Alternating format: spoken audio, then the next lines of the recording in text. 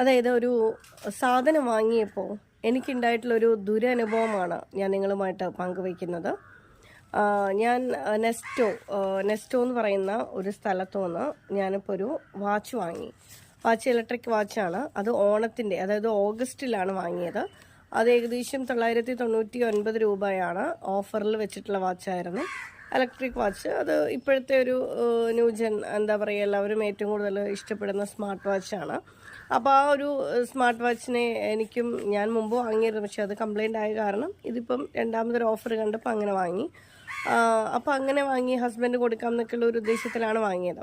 അപ്പോൾ അവിടെ നിന്ന് വാങ്ങി ഒരു ഏകദേശം ഒരു 1 വീക്ക്, ഒരു 3 ദിവസമൊക്കെ ഹസ്ബൻഡ് യൂസ് ചെയ്ത സമയത്താണ് മനസ്സിലായത് ഒട്ടും ബാറ്ററി നിൽക്കുന്നില്ല. നമ്മൾ ചാർജ് ചെയ്താലും അവർ പറഞ്ഞ പോലെ ചാർജ് ചെയ്തിട്ട് പോലും കൃത്യമായിട്ട് ചാർജ് നിലനിൽക്കുന്നില്ല.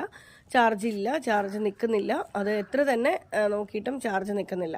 അപ്പം അത് കഴിഞ്ഞ സമയത്ത് 28-ാം തീയതി, ഏകദേശം 28/8/2025 ഞാൻ എന്താ പറയുക, നെസ്റ്റോയിൽ പോയിട്ട് ഇങ്ങനെ അവിടെ ഒരു കംപ്ലൈൻറ്റ് ബോക്സിൽ രജിസ്റ്റർ ചെയ്യും. ഞാൻ അവരോട് പറഞ്ഞു, ഇങ്ങനെ ഞാൻ വാങ്ങിയ വാച്ചാണ്, പക്ഷേ ഇത് കംപ്ലൈൻ്റ് ആയിരിക്കാണ്, ചാർജ് നിൽക്കുന്നില്ല. അപ്പോൾ അത് കാരണം ഇതൊന്ന് ശരിയാക്കി തരണം എന്നുള്ള രീതിയിൽ പറഞ്ഞു. അങ്ങനെ അവിടെ അവർ കണ്ട സമയത്ത് അവർ കംപ്ലൈൻറ്റ് ഇതിൽ രജിസ്റ്റർ ചെയ്തു. അത് കഴിഞ്ഞിട്ട് അവർ സെറ്റ് ചെയ്യാം, 1 വീക്കിനിടയിൽ വിളിക്കാമെന്ന് പറഞ്ഞു. 2 പേരുടെയും, എൻ്റെയും എൻ്റെ ഹസ്ബൻഡിൻ്റെയും നമ്പർ മേടിച്ച് വെച്ചു. അങ്ങനെ ഞങ്ങൾ തിരിച്ചു പോന്നു. വിളിയൊന്നും കാണുന്നില്ല. അപ്പം ഞാൻ ഇടയ്ക്ക് ഹസ്ബൻഡിനെ വിളിക്കുമായിരിക്കും എന്ന് വിചാരിച്ചിട്ട് ഹസ്ബൻഡിനോട് ചോദിക്കും, വിളിച്ചിരുന്നോ എന്ന് ചോദിച്ചപ്പം ഇല്ല, വിളിച്ചിട്ടില്ല എന്ന് പറഞ്ഞു. അങ്ങനെ ഏകദേശം ഒരു 2 മാസത്തിന് ശേഷമാണ് ഞാൻ എന്താ പറയുക, നെസ്റ്റോയിൽ വീണ്ടും, നമുക്ക് ഇടയ്ക്കിടയ്ക്ക് നെസ്റ്റോയിൽ നിന്ന് പോകാനായിട്ടുള്ള പറ്റുന്നില്ലാത്തതുകൊണ്ട് അന്ന് ആ സമയത്ത് പോയി. അങ്ങനെ പോയിട്ട് ഞാൻ അവരുടെ അടുത്ത് പോയപ്പോൾ ആ സ്റ്റാഫിനെ കണ്ടു. അവിടെ ആ ഏരിയയിൽ പോയി, ഇലക്ട്രോണിക്സിൻ്റെ ഏരിയയിലാണ് പോയത്. അപ്പോൾ ഏരിയയിൽ പോയിട്ട് സ്റ്റാഫിനെ കണ്ട സമയത്ത് സ്റ്റാഫ് എൻ്റെ അടുത്ത് പറഞ്ഞു, ഇങ്ങനെ ഒരു കംപ്ലൈൻറ്റ് ഉണ്ടായിരുന്നു. അപ്പോൾ ഞാൻ ഓൾറെഡി അവിടെ വാച്ചും ഇതൊക്കെ ഏൽപ്പിച്ചിട്ടുണ്ടായിരുന്നു, എന്തായി എന്ന് ചോദിച്ചു. അപ്പോൾ പുള്ളി പറഞ്ഞു, അയ്യോ ഇങ്ങനൊരു സംഭവം ഉണ്ടായിരുന്നു എന്ന് ചോദിച്ചു. എന്നിട്ട് കുറേ അങ്ങോട്ടും ഇങ്ങോട്ടൊക്കെ നടന്നു കഴിഞ്ഞിട്ട് അവസാനം എന്നോട് പറഞ്ഞു, അതായത് ഈ ഒരു ഇതിലുണ്ടായിരുന്ന, അതായത് ഇലക്ട്രോണിക്സിൽ ഡിപ്പാർട്ട്മെൻറ്റിലുണ്ടായിരുന്ന ഒരു സ്റ്റാഫ് ഇവിടുന്ന് നിങ്ങളുടെ കംപ്ലൈൻറ്റ് രജിസ്റ്റർ ചെയ്യാൻ അന്ന് ഉണ്ടായിരുന്ന സ്റ്റാഫ് ഇപ്പം നിലവിലില്ല, അവർ പോയി. അപ്പോൾ അത് കാരണം ഇപ്പോൾ അത് എന്താന്നുള്ളത് ഞങ്ങൾക്കറിയില്ല എന്ന് പറഞ്ഞു. അപ്പം ഞാൻ പറഞ്ഞു, അങ്ങനെ അറിയില്ല എന്ന് പറഞ്ഞാൽ എങ്ങനെയാണ്? നിങ്ങൾ കംപ്ലൈൻറ്റ് രജിസ്റ്റർ ചെയ്യുന്നത് ഒരു ബുക്കിലല്ലേ, കംപ്ലൈൻറ്റ് ബുക്കിലല്ലേ? അപ്പോൾ ആ സമയത്ത് എനിക്ക് ഇങ്ങനെ ഒരു ലെറ്റർ തരണമെങ്കിൽ തീർച്ചയായിട്ടും നിങ്ങളുടെ കയ്യിൽ അതിൻ്റെ രേഖ ഉണ്ടാവുമല്ലോ എന്ന് പറഞ്ഞു. അപ്പോൾ ഓക്കെ, നോക്കട്ടെ എന്നുള്ള രീതിയിൽ സംസാരിച്ചു. ഇവരുടെ ഭാഗത്തുനിന്ന് നമുക്ക് എന്താ പറയുക, യാതൊരു തരത്തിലുള്ള ഒരു സാറ്റിസ്ഫാക്ഷൻ ആയിട്ടുള്ളൊരു മറുപടി ആയിരുന്നില്ല തന്നത്. അങ്ങനെ ഞാൻ അതിൻ്റെ ഇലക്ട്രോണിക്സ് ഡിപ്പാർട്ട്മെൻറ്റിലെ മാനേജറുടെ പേര് എനിക്ക് എഴുതി തന്നിരുന്നു, അനീഷ്. അനീഷിൻ്റെ നമ്പർ ഇതിൽ എഴുതിയിട്ടുണ്ട്. അനീഷിനെയാണ് കണ്ടത്.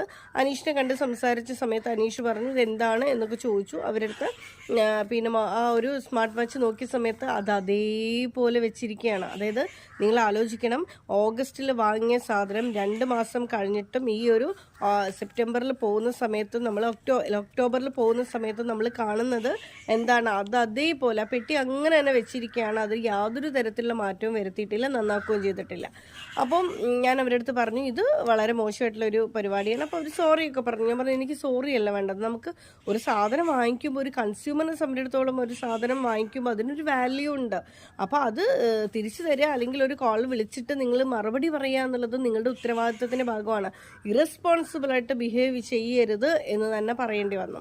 അങ്ങനെ അതവിടെ അയാൾ ഈ പറയുന്ന മാനേജർ എൻ്റെ അടുത്ത് പറഞ്ഞു, ഇങ്ങനെ ശരിയാക്കി തരാം, നിങ്ങൾ ക്ഷമിക്കണം, നമുക്കൊരു ചെറിയൊരു മിസ്റ്റേക്ക് പറ്റിയതാണ്, ആ ഡിപ്പാർട്ട്മെൻറ്റിൻ്റെ ഭാഗത്തുനിന്ന് കുറേ സ്റ്റാഫുകൾ ഒഴിഞ്ഞു പോയപ്പോൾ ഉണ്ടായിട്ടുള്ള സംവിധാനത്തിൽ പറ്റിയിട്ടുള്ള പിഴവുകളാണ് എന്നാണ് പറഞ്ഞത്. ശരി എന്ന് പറഞ്ഞിട്ട് ഞാൻ തിരിച്ചു പോരുക ചെയ്തത്. അങ്ങനെ പിറ്റേ ദിവസം എന്നെ ഒരു ഉച്ചയാകുമ്പോഴത്തേനും വിളിക്കാമെന്ന് പറഞ്ഞു.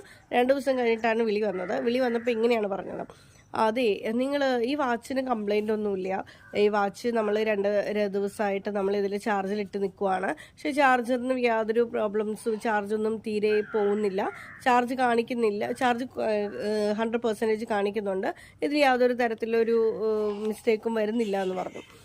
അപ്പം ഞാൻ പറഞ്ഞു, അപ്പോൾ എന്നോട് ചോദിച്ചു, നിങ്ങൾ ഏത് ചാർജറാണ് നിങ്ങൾ ഉപയോഗിക്കുന്നതെന്ന് ചോദിച്ചു. അപ്പം ഞാൻ പറഞ്ഞു, ചാർജർ ഉപയോഗിക്കുന്നത് നമ്മൾ വിവോ ആണ് മൊബൈലുള്ളത്, 2 പേരുടെ, ഹസ്ബൻഡിൻ്റെ എൻ്റെ വിവോ ആണ് ചാർജറാണ് യൂസ് ചെയ്യുന്നതെന്ന് പറഞ്ഞു.